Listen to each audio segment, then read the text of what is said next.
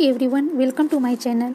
इस वीडियो में मैं कक्षा 9th विषय गणित मैथ पार्ट 1 संख्या पद्धति भाग 1 परिचय पढ़ाने जा रहे हैं। भाग 1 में आपको परिचय यानी थ्योरी पोर्शन को कंप्लीट कर दिया जाएगा और भाग 2 में आपको एक्सरसाइज 1.1 को सॉल्व कराया जाएगा और भाग 3 में एक्सरसाइज 1.2 के सॉल्यूशन और भाग 4 में एक्सरसाइज 1.3, भाग 5 में एक्सरसाइज 1.4, भाग 6 में एक्सरसाइज 1.5 और भाग 7 में एक्सरसाइज 1.6 के सभी क्वेश्चन को सॉल्व कराया जाएगा और भाग 8 में होमवर्क, टेस्ट और इम्पॉर्टेंट क्वेश्चन को बताया जाएगा जो आपके एग्ज़ाम के लिए इम्पॉर्टेंट होगा। सबसे पहला चैप्टर संख्या पद्धति है। इसके बारे में संख्या के बारे में जानना है। संख्या रेखा क्या है, संख्या कितने प्रकार के होते हैं। तो चलिए आपको संख्या के बारे में बताने चलते हैं। संख्या पद्धति इसमें प्राकृतिक संख्या, नेचुरल नंबर। प्राकृतिक संख्या क्या है? यह संख्या 1 से अनंत तक होती है। प्राकृतिक संख्याएं 1 से शुरू होती है और अनंत तक होती है, उसे प्राकृतिक संख्या कहते हैं। 1 2 3 4 5 डॉट डॉट डॉट डॉट अनंत तक चली जाती है। इस संख्या को प्राकृतिक संख्या कहते हैं। पूर्ण संख्या यह संख्या 0 से अनंत तक होती है।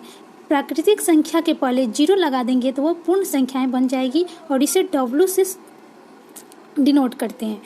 पूर्णांक संख्या क्या है?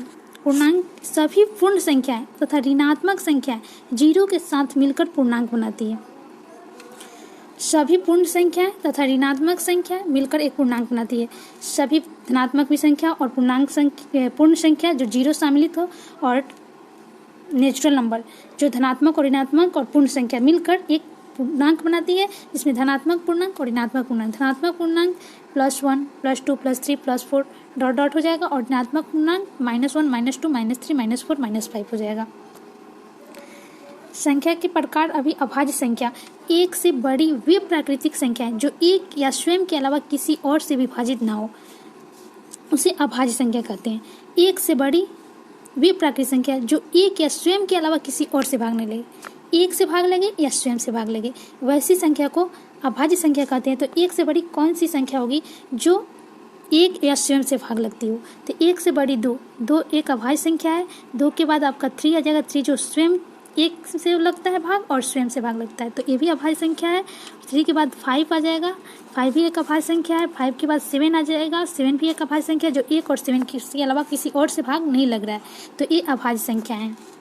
और अभाज्य संख्या 2 से शुरू होती है, 1 से नहीं, 1 से बड़ी होती है और 1 और स्वयं के अलावा किसी और से भाग नहीं लगती है, वैसी संख्या को अभाज्य संख्या कहते हैं। तो सबसे छोटी अभाज्य संख्या पूछे तो सबसे छोटी अभाज्य संख्याएं 2 होगी। भाज्य संख्याएं क्या है? 1 से बड़ी वे प्राकृतिक संख्याएं जो 1 या स्वयं के अलावा किसी और से विभाजित हो जाए। 1 से बड़ी वे प्राकृतिक संख्या जो 1 या स्वयं के अलावा किसी और एक से विभाजित होना चाहिए। इसमें 1 या स्वयं से भाग लगना चाहिए और किसी से नहीं, इसमें 1 या स्वयं के अलावा किसी और से भाग लगना चाहिए, वैसी ही संख्या भाज्य संख्या होगी। तो इसमें सब भाज्य संख्या यहाँ पे 4 हो जाएगा, जो 1 से भी भाग लग रहा है और 4 से भी भाग लग रहा है और इसके अलावा 2 से भी भाग लग रहा है। तो ये भाज्य संख्या है जो 1 और स्वयं के अलावा किसी और से भाग लगता है। यहाँ पे 2 किसी और से भाग लग रहा है, इसलिए यह भाज्य संख्या है। परिमेय संख्या को Q से डिनोट करते हैं। इन संख्याओं को P/Q के रूप में लिखा जा सकता है। वैसी संख्या जिसे P/Q के फॉर्म में लिखा जाए उसे परिमेय संख्या कहते हैं। एग्जाम्पल में आपका हो जाएगा 1/2 2/3, ये सभी परिमेय संख्या जो P/Q के फॉर्म में लिखा है, P/Q के फॉर्म में लिखा जा सकता है। तो वैसी संख्या को परिमेय संख्या कहेंगे। और अपरिमेय संख्या वे संख्याएं जिन्हें P/Q के रूप में नहीं लिखा जा सकता है, उसे अपरिमेय संख्या है। तो इसका एग्जाम्पल आप पाई ले सकते हैं। पाई एक अपरिमेय संख्या है। तो आप बोलिएगा पाई का मान तो 22/7 होता है जो P/Q के फॉर्म में है, बट पाई/7 अप्रोच वैल्यू होता है, लगभग मान होता है। पाई का मान एक्यूरेट मान नहीं होता है, इसलिए पाई एक अपरिमेय संख्या है। इसी प्रकार √2 भी अपरिमेय संख्या है, √3 भी अपरिमेय संख्या है जो P/Q के फॉर्म में नहीं लिखा जा सकता है। वास्तविक संख्याएं को रियल नंबर भी बोलते हैं, जिसे 8 से डिनोट करते हैं।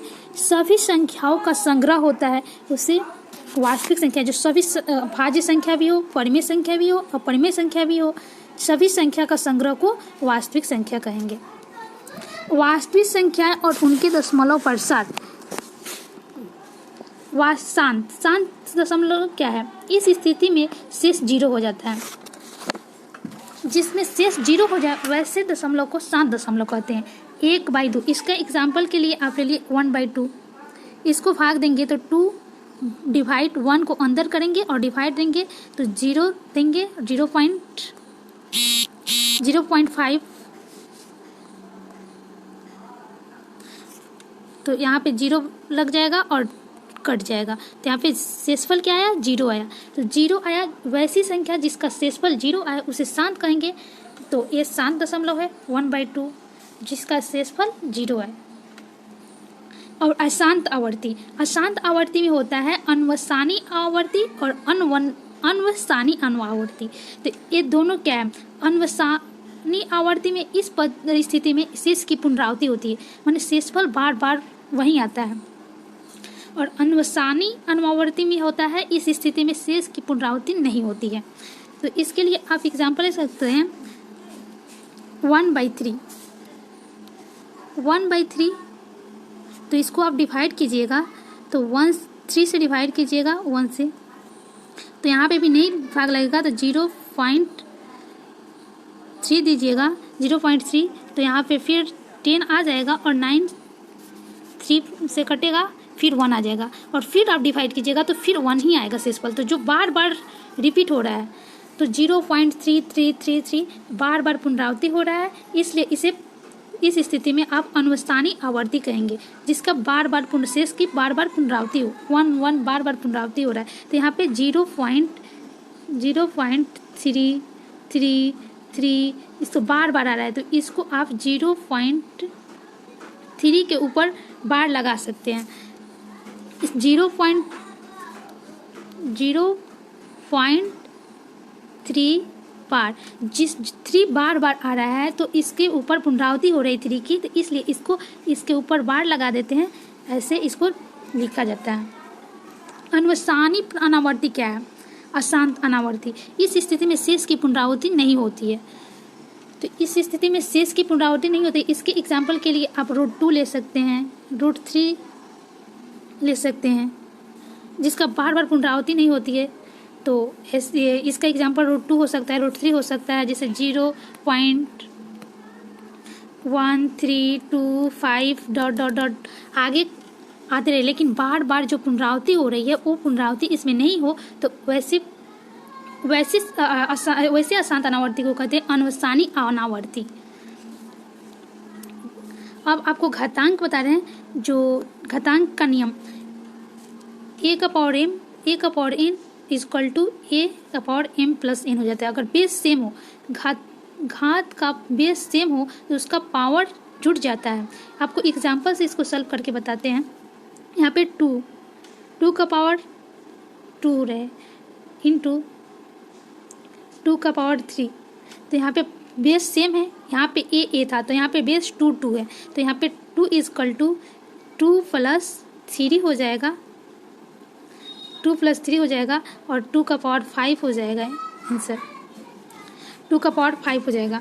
तो वैसे ही इस फॉर्म में अगर कहीं भी इस फॉर्म में दिया हो, अगर बेस सेम हो और घात अलग अलग हो, पावर अलग अलग हो, तो बेस को वैसे के वैसे लिख देते हैं और उसके पावर को ऐड कर देते हैं।